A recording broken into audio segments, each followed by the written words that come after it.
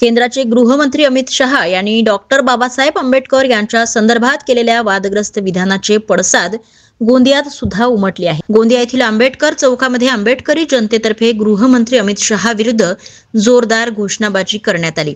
त्याचबरोबर गृहमंत्री अमित शहा यांनी केलेल्या वक्तव्याचा जाहीर निषेधही करत परभणी येथील घटनेमध्ये मुख्यमंत्री देवेंद्र फडणवीस यांचा सुद्धा राजीनामा देण्याची मागणी आंबेडकरी जनतेने केली आहे। याआधी सुद्धा संविधानाचा अपमान भाजपकडून केला जात आहे आणि याशिवाय परभणी येथे घडलेल्या घटनेचा निषेध करत मुख्यमंत्री देवेंद्र फडणवीस यांच्या राजीनामाची मागणी सुद्धा आंदोलकांनी यावेळी केली आहे।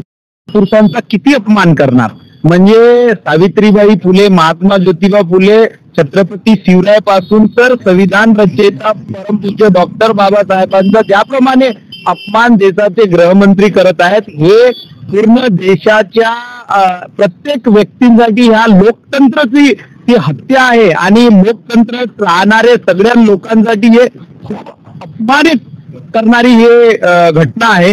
कारण एक देशाच्या पार्लमेंटमध्ये जर असं वक्तव्य महामानवाकरिता येत असेल तर ही खूप लाज वाटणारी गोष्ट आहे। यासाठी अमित शहा आणि भारतीय जनता पार्टी माफी मागली पाहिजे आणि त्याचप्रमाणे परभणीमध्ये जी घटना झालेली आहे ती घटना ही या देशात या महाराष्ट्राला न्याय देणाऱ्या वकिलावर जर हत्या होत असेल आणि त्यांना सामाजिक रूपेनं मारण्यात येत असेल, मर्डर झाला असेल तर हे महाराष्ट्र सरकारचा फेल्युअर आहे। त्यासाठी गृहमंत्री देवेंद्र फडणवीस साहेबांनी इस्तीफा द्यायला पाहिजे, ही माझी मागणी आहे। एक निषेध व्यक्त केला जात आहे, आक्रोश आहे, परभणीमध्ये जी आजकाल बघत आहे, जी घटना घडलेली आहे, माझं कायदे शिकणाऱ्या मुलासोबत जर असा होऊ शकतो, अशा कायदेशीर व्यक्ती जो लोकांसाठी कायदा दाखवून कायदा शिकवून लोकांना वाटवण्याचा प्रयत्न करते, जर अशा व्यक्ती सोबत अशी अमान्य घटना होते तर या देशामध्ये कोणी पण असं सुरक्षित नाही आहे। त्यामुळे सगळ्या लोकांनी याचा निषेध करावा व पुढे यावं अशी देशवासियांना माझी विनंती आहे। जय भीम। परभणीमध्ये जो घटना झालेली आहे हे अगदी निषेधार्थ आणि अमानवीय झालेलं आहे। या संबंधी चौकशी सीबीआय व्हावी मागणी आहे। त्यातल्या जी घटना झालेली तर याची एसटी आयोगाकडून आणि मानव अधिकाराकडून याबाबत समिती नेमण्यात आली आणि त्याबद्दल चौकशी यावी हीच आमची मागणी आहे आणि अमित शहानी माफी मागावी आणि राजीनामा द्यावा हीच आमची मागणी आहे। लोकसभेमध्ये जे वक्तव्य केलं आहे त्याविषयी तुम्ही काय सांगाल? हे निंदास्पद आहे। अमित शहानी जी कृती केलेली आहे हे खूपच गुन्हेगारीची आहे आणि बेकायदेशीर आहे आणि जे पण आपले महामानव आहेत त्याच्यासारखी महान मानवाला अशा शब्दामध्ये बोलणं, निंदा करणं हे खूपच चिंतनीय आणि खूपच निंदनीय बाब हो आहे। आम्ही सगळं समाज बांधव त्यांचा आम्ही धिक्कार करतो। दुसरी बाब हेतू असं आजचा जो प्रदर्शन वगैरे आहे, निषेध वगैरे आहे, याचा मूळ हेतू आहे की परभणीमध्ये जे घटना घडलेली आहे, एक वकील करणारा मुलगा, एक वकील करणारा विद्यार्थी आपल्या भविष्यासाठी वगैरे कायद्याबद्दल जागरूक आहे। त्यांनी जेव्हा बाबाच्या संविधानाबद्दलचे जी घटना घडलेली आहे त्याच्या जेव्हा त्यांनी विरोध केलेला आहे तर त्याला पोलिसांनी जे छोडून त्याची शॉकनी आणि मल्टिपल जी हत्या केलेली आहे हे खूपच अमानवीय हत्या आहे। आम्ही याचा निषेध करतो आणि आम्ही सगळे जे आयोग आहेत SC ST मानवी आयोग आहे यांना आम्ही असं एक निर्देश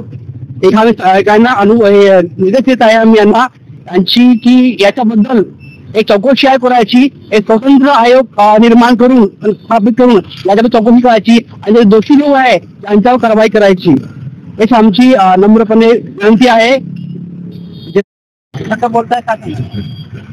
देशाचे गृहमंत्री ज्या प्रकारे वक्तव्य करतायत त्यातनं त्यांची ही मानसिकता दिसून येते। हा काही पहिला वेळ किंवा पहिली वेळ नाही आहे।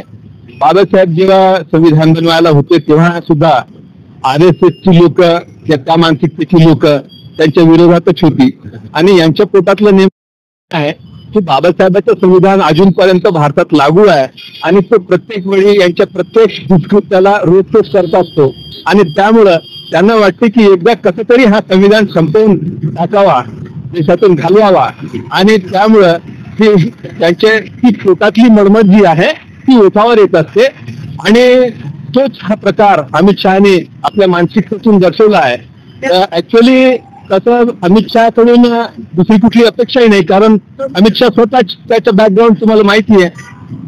देशाचा गृहमंत्री असलेला माणूस, त्याला तडीपार केला आणि अशा मानसिकतेतला माणूस दुसरं काय बोलणार. बाबासाहेब ज्याला संपूर्ण जग वंदन करतो, त्याच्या बाबतीत देशाच्या गृहमंत्र्यांना बोलणं फार लज्जास्पद आहे.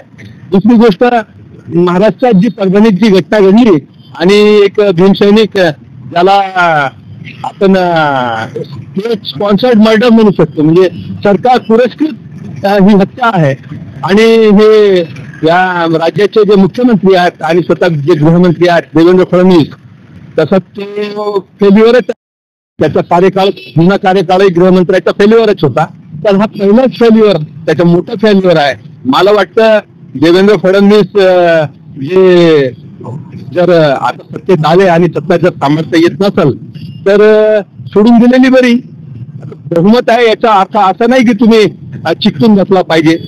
तुम्ही एका निष्पाप माणसाला पेठडीत मारता आणि त्याच्यासाठी त्यांनी जे प्रोटेस्ट मध्ये जे परभणीला जे घटना घडली आणि त्याच्या बाबतीत म्हणजे जर विरोधकांना आपला विरोध सुद्धा दर्शवता येत नसेल तर ही फार मोठी लज्जास्पद, याचा निषेध करतो आणि न्यायिक चौकशी सोबतच ते मृतकाच्या कुटुंबाला व्यवस्थित